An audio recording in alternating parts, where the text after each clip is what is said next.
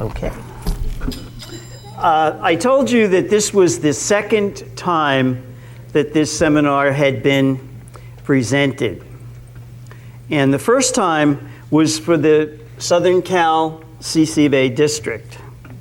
And I just wanted to show you a very short clip of the panel discussion there.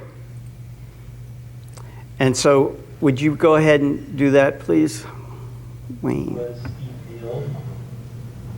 And because to be able to introduce to you today and to have Joyce Hauser be here with us to share with us her knowledge and experience. So let's give her a big hand. Thank you.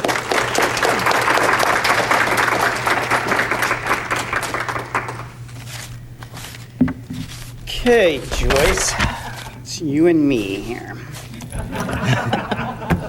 Joyce, when did you actually start in Collies? It was, I believe, 1963. And what made you choose Collies to breed? We went to a collie show, and they were the most beautiful thing I'd ever seen. And so as soon as we got married, first thing we did was we got 2 collies. Really? Now, I understand that you started over several times. Tell us about those early years. Okay, about 3 times. We would start over, and we would take a dog, and we would go to a dog show, and would look at our dog, and would look at the other dogs, and our dog wasn't as pretty as theirs. And rather than try to spend years breeding up, we would then place that dog in a home, and we would buy a better quality collie. And then we went through this again. That collie wasn't good enough, was not as pretty as the other dogs that were winning at the show, and so we started a 3rd time.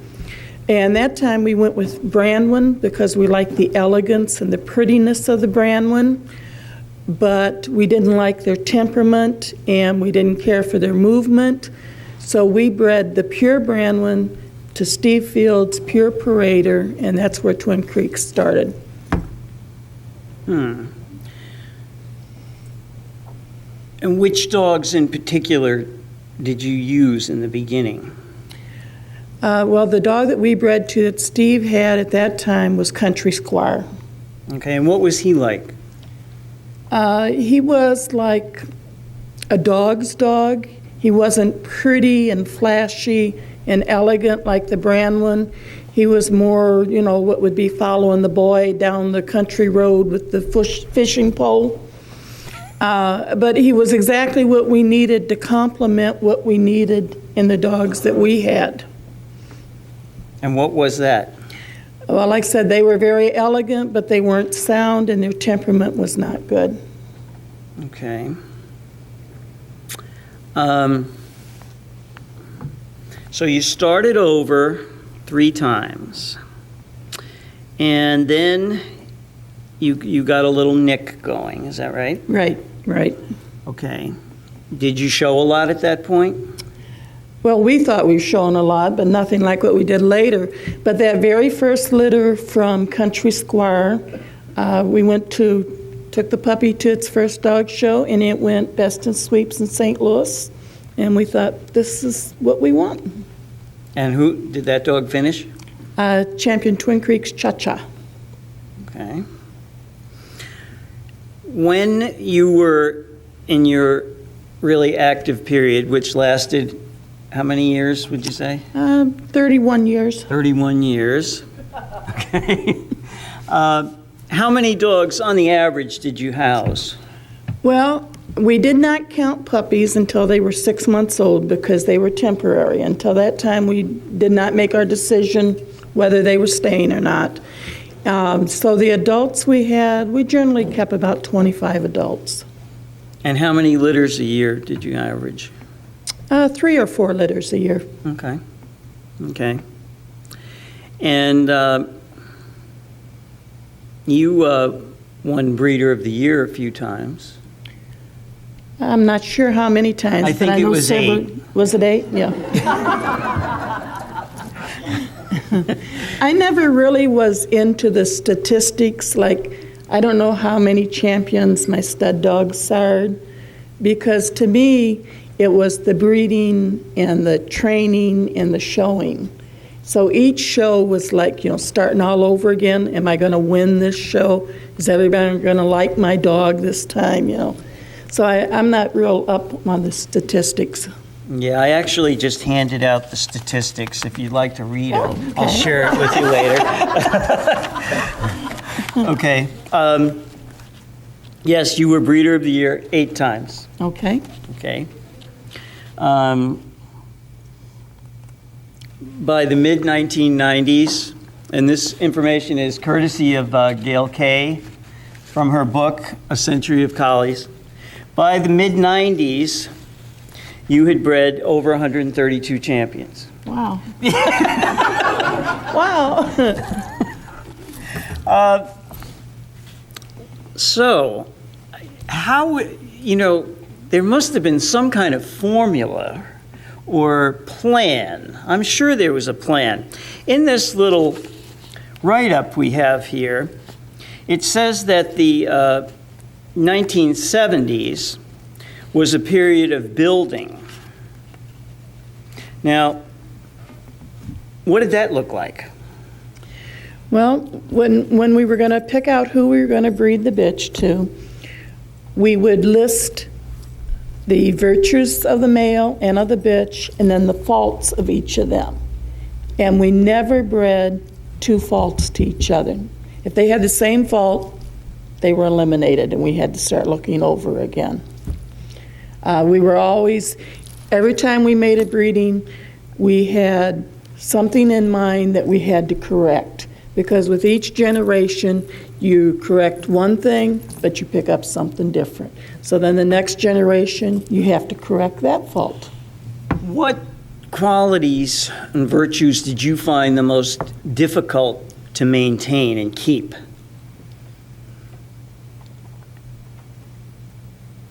It wasn't really difficult to maintain because it was so important to us. The very first thing they had to have was expression. If they had everything else but didn't have expression, they were gone. Okay. So it was easy to keep because we always had it. We wouldn't have a dog without it. So expression was a priority. Number 1 priority. And what would you say was next? Several of the different head qualities, the back skull, flat filled in back skull, good angles on the skull. We liked a really smooth side of the head. Did not like the depth. Usually with the depth, you got the loose lip line and you got sort of a dumb look. So the head qualities, everything about the head was very important. Okay. Talk to us a little bit about temperament. I really believe that temperament is inherited, and I would not breed a dog that does not like to show, a dog that doesn't keep their ears up all the time when they're at home. And they have to be a strong, bold dog to be a good show dog, because there's going to be chairs knocked over, grooming tables that fall over with the dog on it. So they have to have a good temperament if they're going to be a good show dog. And if yours didn't show? We gave him away when we came out of the ring. She's not kidding. She did. Okay. And like I said, we wouldn't breed them because that's an inherited trait. It's showmanship. They have to be sold on themselves in order to sell themselves to the judge. Okay. Your mentors, it sounds to me like you were kind of feeling your way along, but there must have been some mentors. Probably it would be Steve Field. He was very down to earth with his advice, and he was very easy to follow. He wasn't that scientific. It was like, if you want a rooster that has a certain thing, you breed to roosters that have that, you know. And so that was very easy for us to follow. So I would say Steve Field. Okay, and what was your relationship with him like? Did you go there often, or? Yes, we did. He lived in Nebraska, and we were in Missouri at the time. But it wasn't that long of a trip, and so we would go out there and sit in his living room and talk for hours. And he always had a box full of pictures that we could go through. And it was amazing that he could remember dogs that he had seen years before and tell you exactly what that dog was like. So let's see, Joyce. What was, let's see, Clarion's Light Up the Sky? I don't believe I ever saw Light Up the Sky. The blue dog of No. Judy's. No, I don't believe I ever saw him. No, Okay. just pictures. Okay, I'm trying to think some other ones from way back. Breeze Along. Oh, he was beautiful. He was my picture of what a collie should be like.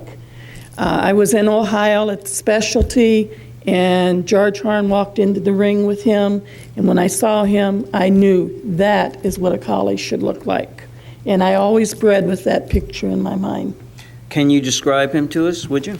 Very elegant, very masculine, very balanced, beautiful expression, just lovely, lovely coat, and this, hey, look at me, I know I'm the best attitude. Okay. What other dogs stand out in your mind? Probably my favorite bitch was Champion Morna's Evening Breeze. She made that beautiful picture and beautiful expression. And again, she knew that she was a good collie. Okay. As far as your own dogs, tell us about Lierre's Amazing Grace. What was she like, and what was it about her? Okay, we saw her at a puppy match. I think we might have been judging the match in Michigan. And we saw her and, of course, tried to buy her immediately. And I guess we were in a long line of people wanting to buy her. She was beautiful. She had beautiful head, beautiful expression, body, coat, just a lovely dog. You couldn't fault her. And was not for sale. And so we gave the owner a deposit and said, whoever you breed her to, she's so great. Whoever you decide to breed her to, we want a puppy from her. And that's how we ended up getting True Grit. The power of the bitches.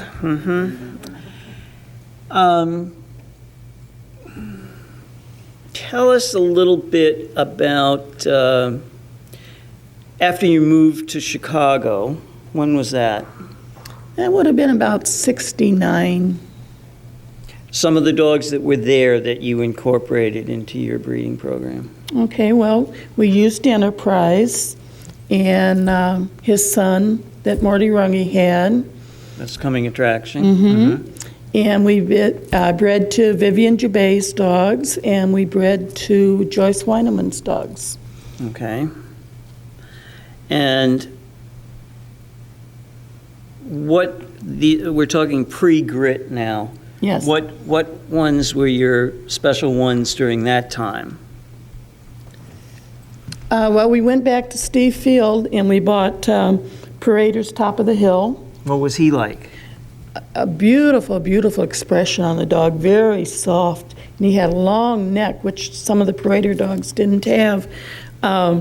We only had him for a year before he died, and we got very few litters from him, but he was a beautiful dog. Probably would have gone on to been quite a sire. The different breeders that had been to Steve's and had seen this dog, he stood out to everyone. And that's how he got his name, Top of the Hill. He didn't have a name yet, but everybody was talking about the dog, you know, the one up there on the top of the hill. And so that's what we named him, Top of the Hill. And he carried down, did he produce for you? He produced bitches for us. We didn't get any stud dogs from him, but we produced bitches from him, and then these later were bred to Grit. Okay. And somewhere along the line, you had a white dog that was the first Best in Show winning That white. was back to a little bit more touch of Brandlin to bring back the elegance. We didn't want to lose the elegance. And that was Edith Levine's male that we bred to. And we got first Frost, and he was the first white collie in the United States to go Best in Show. Whatever happened to him? Well, he jumped off the doghouse and injured himself and died. But his mother was not that good of a quality, that even though he himself was very good, that we did never breed to him ourselves, you know. So his mother wasn't Amazing Grace? Huh? No. Okay. And we felt like if we used him, some of the puppies would look like his grandmother did. So he wasn't used.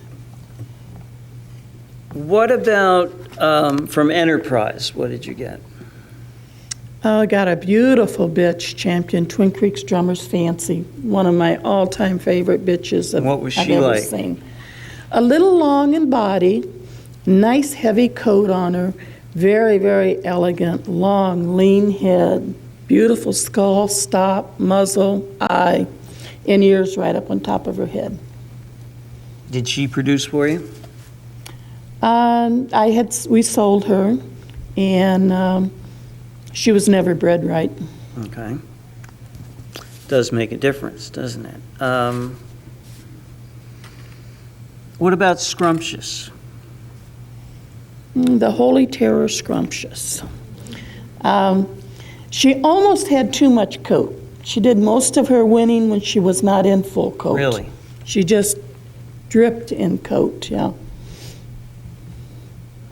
And we lost her fairly young. I don't believe we ever got any puppies from her. Really? And was it she that was opposite at CCV? Yes. Yes. Under Steve Field. Oh, okay. Okay.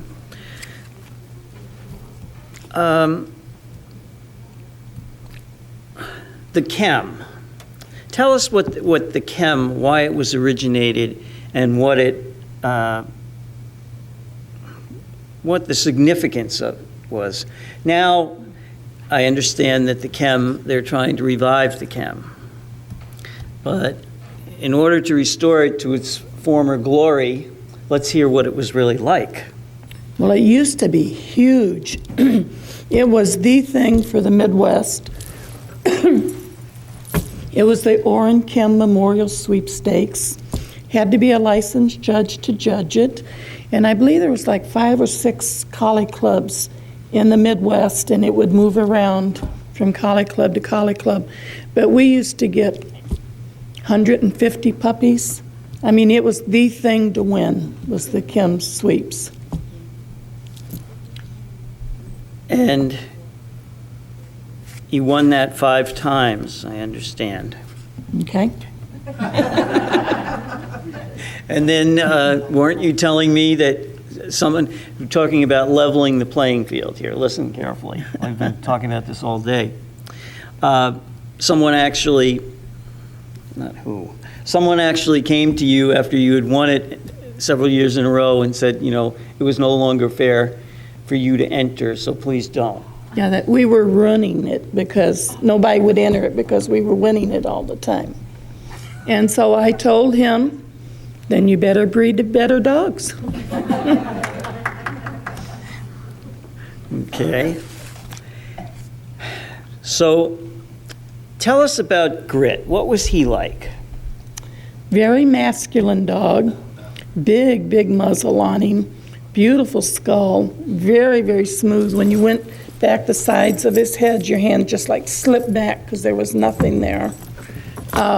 Very sound, here I am type of dog, and very, very dominant sire.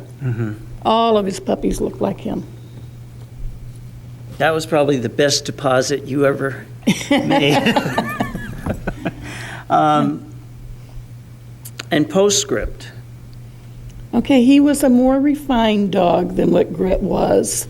Again, just beautiful head, but a little less head, more refinement to him. Not quite as big a bone, but very elegant dog. Neither one of them carried a lot of coat, but it fit them well. They made a pretty picture. I don't know. What's what? P.S. is breeding. He was nitty gritty and grit. Oh, nitty gritty back to grit, because nitty gritty was a grit daughter. Yes. Yeah, okay. We always felt that she was one of his best daughters, and that's why we did that. Okay. Now, we did that breeding, I think, twice. And the first time we got champion lot of grit and champion pure grit, but they were not quite what we were looking for. We really liked them, but not. We knew that her back to him had to be our next stud dog.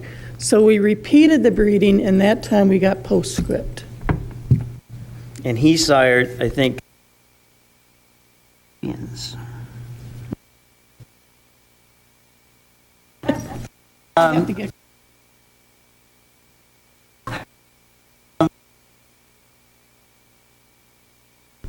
other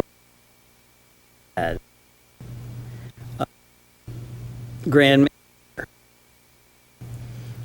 He was a postscript, a postscript son.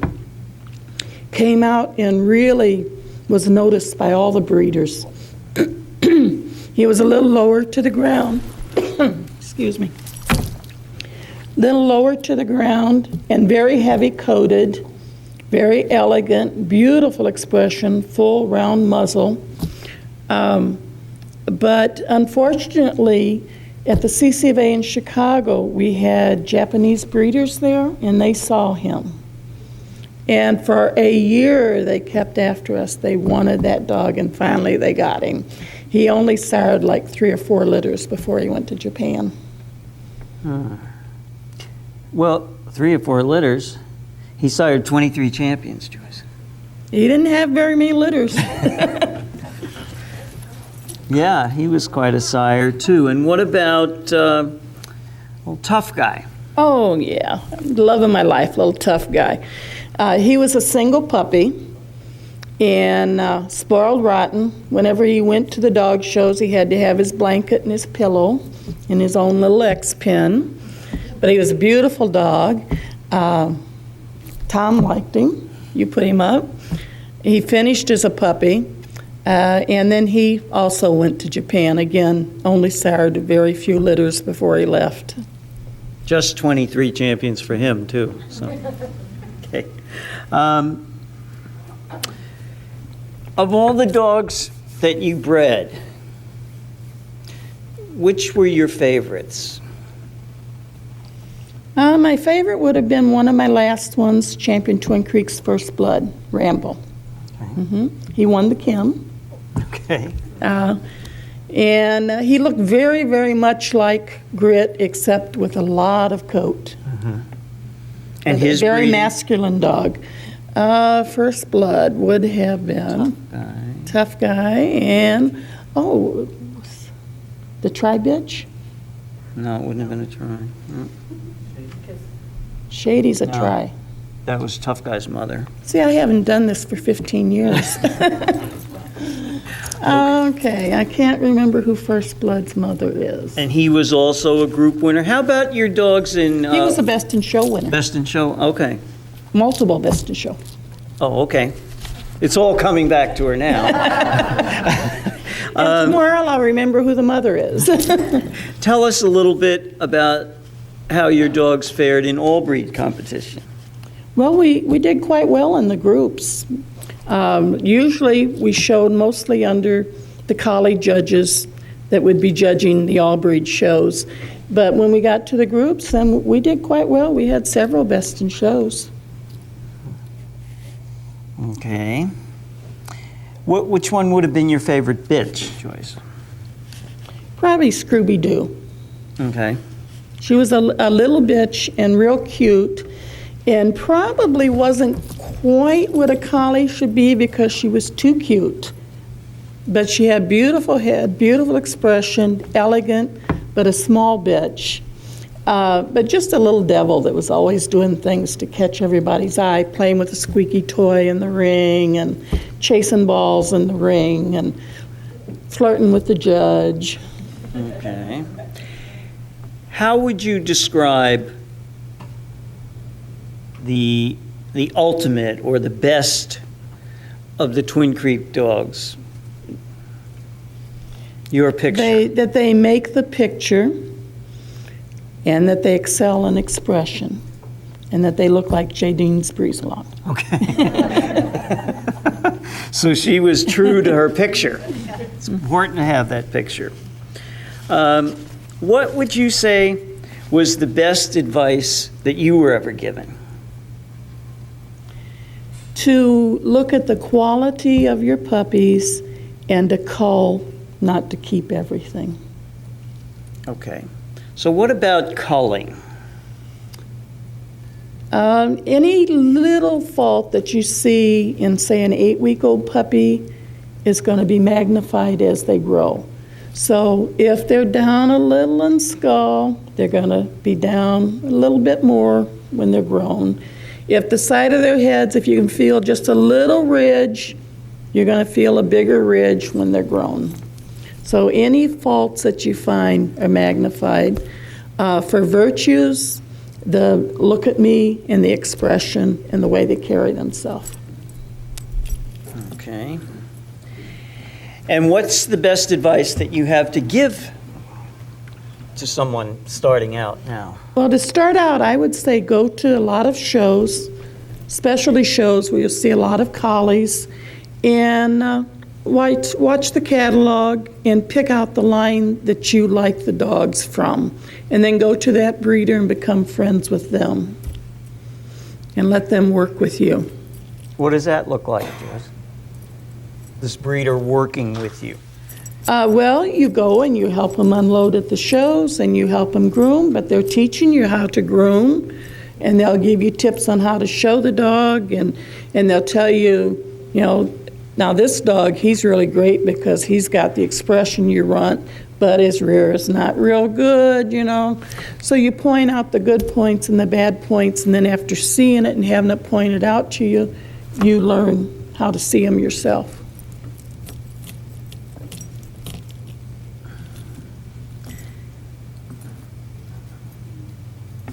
Tell us, Joyce, 2 breeders that you really think were great breeders. I thought that Rose and George Solner were great. They had a line, and they never kept more than a very few collies. And I don't know how they did it with a few collies, but they consistently, for years and years and years, came up with the same look, the same beautiful dogs, but kept very few dogs. And then I thought George Horn did a very good job of producing dogs over the years, that they looked alike. Quality was just outstanding. Okay. And 2 judges that you thought were really excellent. Boy, luckily there were a lot of good judges, and we showed under any judge. It didn't matter if they were specialty judge, Aubrey judge, Brandwin judge. A lot of Brandwin judges put us up. Pareto judges. We liked to show under the breeder judges because we felt like they knew what our standard was. Oh, gee. Of course, George Horn, Steve Field, Tim Garrison, Bill Broken. Just so many I can't even think of them. Okay. Luckily, there were a lot of good judges around. The one thing I did want to say that bothered me then was if somebody doesn't win, they always think the judge is bad.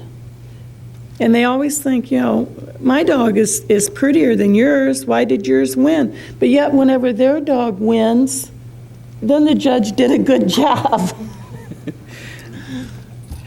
Yeah. Let's see. What else do I want to ask? Let's finish this sentence, and then I'm going to open it up to some questions from the audience. Let's finish this sentence, Joyce, please. My greatest concern for the collie is? I think it is the lack of breeders of bigger kennels that can establish families for exhibitors to go to breed to, or to buy puppies, to know what they're going to get. There's not much land left. People live in subdivisions. They can't keep a lot of dogs. Seems like money is tighter than it's ever been, so you can't afford to keep a lot of dogs, and there just aren't the big breeders around anymore. Okay. Well, thanks. I'm going to turn you over to them. But I just want to thank you, Joyce, for your contribution and for being willing to come here today and share it with all of us. Thank you, Tom. Thank you.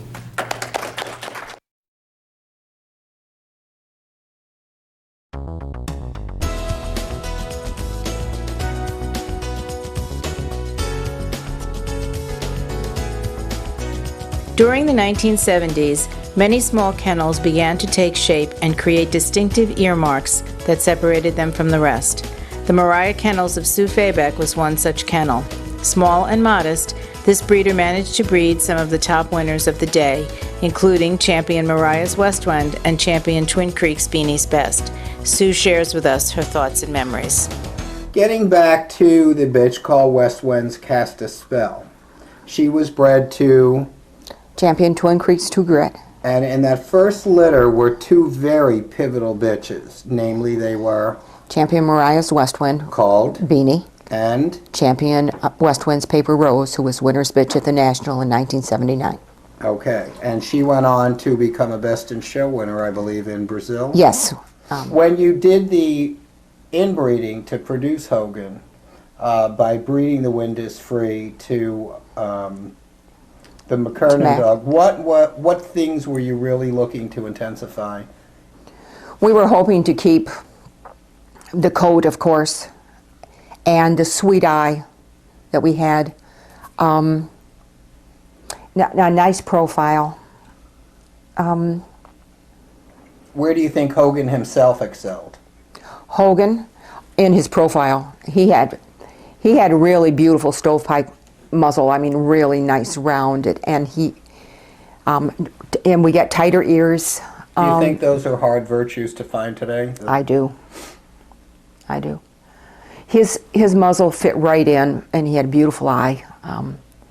He was a pretty dog. Good. He was. And later, this dog Hogan would also prove to be quite an asset by producing a male who would go on to sire many champions when bred to one of your bitches called Fascination. Yes. What was the breeding on Fascination? Let's digress a little and go back on her part of the pedigree. Okay, Fascination was when we bred Champion Myriah's West Wind Beanie to Champion Twin Creeks PS.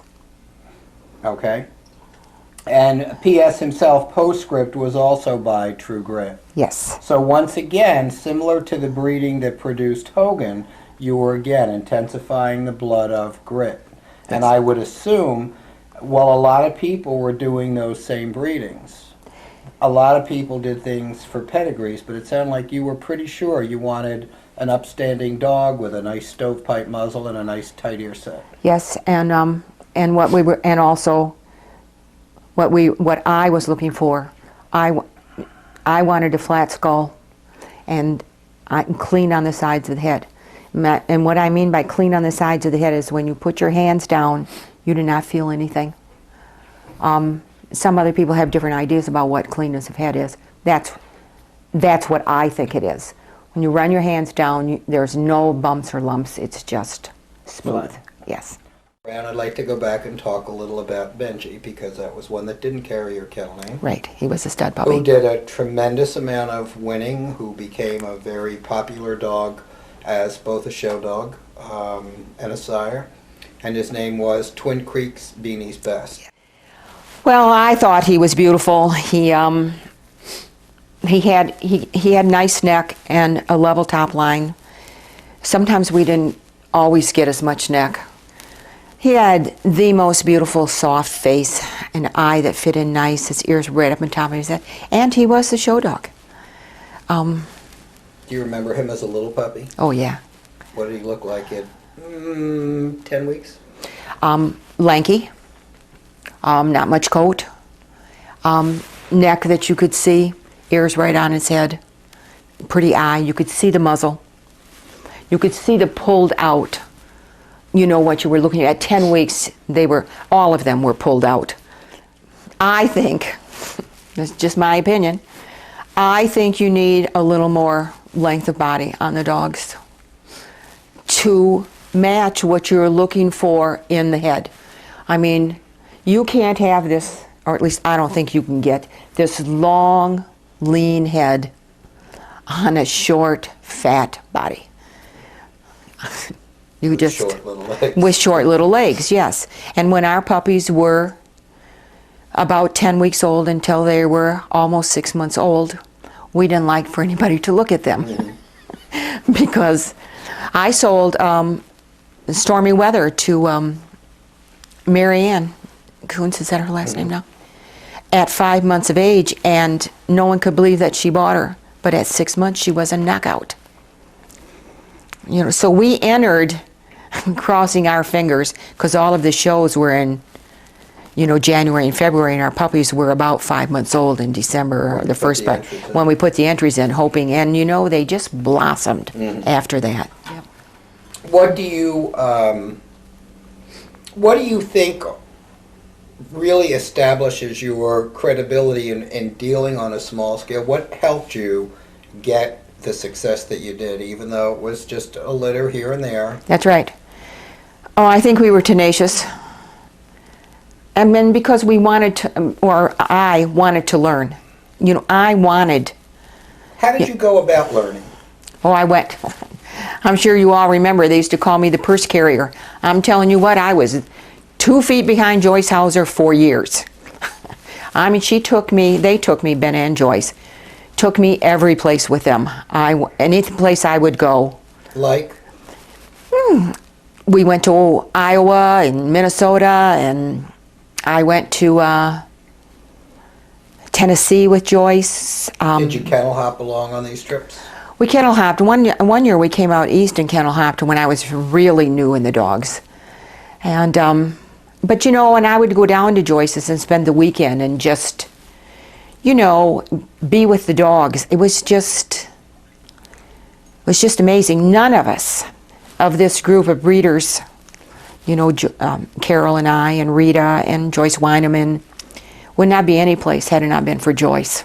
And with that tremendous respect for Joyce that is so clear when you speak of her, there's also the interesting things that come up. Her desire to take you places and show you other people's dogs and other people's success and other people's families. She was generous. It's not even generous. It was really how you learn from someone who is very open-minded, who has definitely the Twin Creeks name is synonymous with a family and an identity. Oh, yes. And yet, the eyes were always open to every other breeder and every other kennel that she was respectful of, and did not try to steer her little satellite people into thinking just stay here, but obviously she wanted you to look elsewhere. She wanted us to look elsewhere.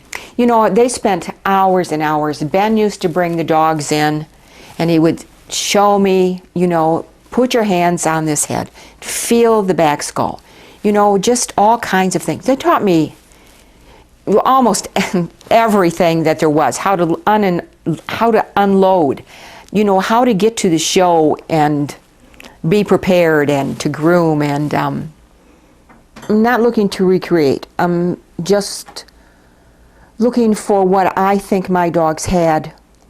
I look for in other dogs.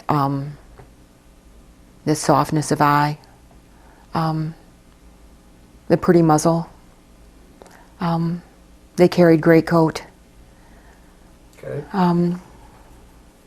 Nice bodies. Softness to the body. At least this is what I see. And you think this has tremendous, obviously it does have an effect on how you see the dogs when you judge? It's true.